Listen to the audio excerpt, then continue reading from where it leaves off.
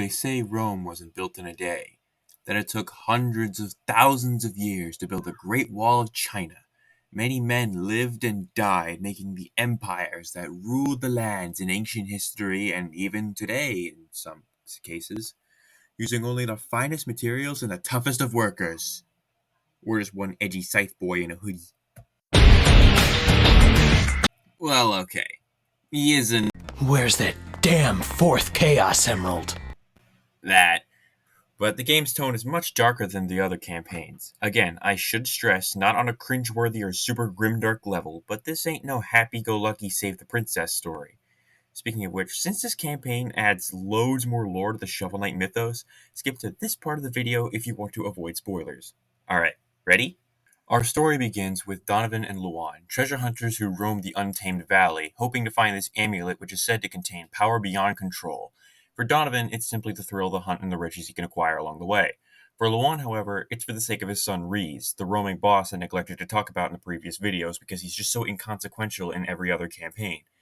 Anyway, the two make it to the Tower of Fate when they encounter Shield Knight, who attempts to stop them knowing the amulet is actually evil, and doesn't let you wield great power, it wields you for great power.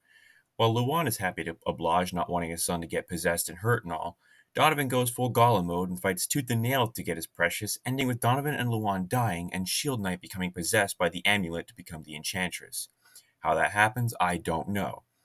But to make matters bittersweet for Donovan, he's given a second chance at life, but only if he recruits 8 knights to join the Order of No Quarter. About halfway through recruiting the other knights, Reese jumps in the tower wanting to be a hero, only for the Enchantress to corrupt him, making him her slave for the time being, now rocking an ego rivaling King Knight. Specter Knight begrudgingly continues as usual until he finds out the truth about the Enchantress being the possessed Shield Knight, and decides to go after her, not caring that he will stay a walking husk if she succeeds. He doesn't care that she's possessed, he blames her for all his problems and wants her dead, until he finds out she's practically unstoppable as she is now. Dark Reed swears his loyalty to the Enchantress, and she almost makes him her 8th knight, but Specter Knight slaps some sense into him and volunteers as tribute to become the 8th knight in exchange for the no longer corrupted Reese to go home safely. Specter Knight assumes his post in the Lich Yard, at least happy he kept his promise to Luan to keep Reese safe, and that's the end of the tale. Alright, so when this one came out, I was a bit skeptical to see just how this campaign plays out given how Plague of Shadows handled things. If I'm being honest, I wasn't expecting what we got, even though this is a prequel to Shovel of Hope and Plague of Shadows, and those who already played those know the answer to this. But my question was, does it control the Mr. Happy Wheels? In short, absolutely. But he has the biggest move pool out of the 4 knights, and none of them feel clunky. For starters, his scythe swing is probably the quickest attack out of the 4 knights, and it's so big it even goes through walls sometimes. If you're in the air and see this slash over an enemy or object, you can dash right through it, potentially saving yourself from certain death or getting more airtime. What's more, if you're moving and hug a wall that isn't covered, you'll run up the side of that wall where you can either kick off of that wall onto another wall or simply fall off to avoid enemy attacks or to higher terrain. Another thing is, you don't use a map like in the previous campaigns. Instead, we have an actual hub world, which is always nice. This is where you can purchase your sub-weapons, curios, which if I'm being honest, I only use them when I remember I even have them, buy armor sets, health, upgrades, should you miss them in the stage, and a lot of other things. There's also places you can go to upgrade your sub-weapons to have better effects, but the Will Skull, like the Will Skull giving you more health, or the Judgment Rush, which allows you to ignore level terrain and lock onto an enemy. On top of that, you can now choose any level in any order you want.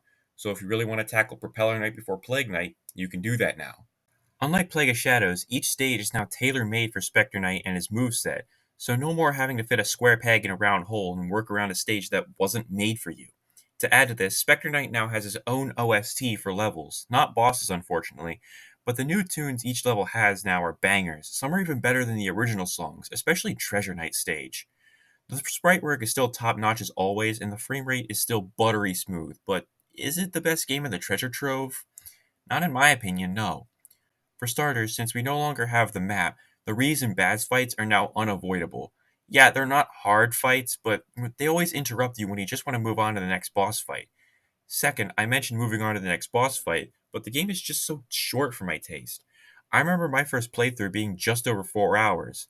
Third, I know this is something I forgot to mention in the other reviews, but after beating each campaign, you can redo your save file and do a New Game Plus mode, essentially the hard mode of the game. You take double damage, healing food is now bombs, and checkpoints are scarce. That's the same case here, but now your health and magic are now combined in a 1 meter that drains over time, as well as when you use items. Some call this new and refreshing, I call it annoying, and no, I haven't beat any New Game Plus. Lastly, I just think Shovel of Hope has the better control and item utility. Even with all that, this game is just so much fun to me. It plays nice, Specter Knight is a blast to control, and it's on the cheap side standalone. It's only $10, but I still recommend getting the treasure trove. Again, this is plus other 4 games rolled into one. With that, this game gets a Star Wars Revenge of the Sith out of 10. Sure, you know how it's going to end, given the next series afterward, but you don't always know how it's going to end for each part, and that's just so much fun to me. Now you only have one more game in the collection, and in my opinion, it's the hardest one yet. Also, sorry for if you think you've been checking back constantly and hoping for updates and I've just been doing nothing. I'm BlueBladerBot, and sorry about all that. Signing off now.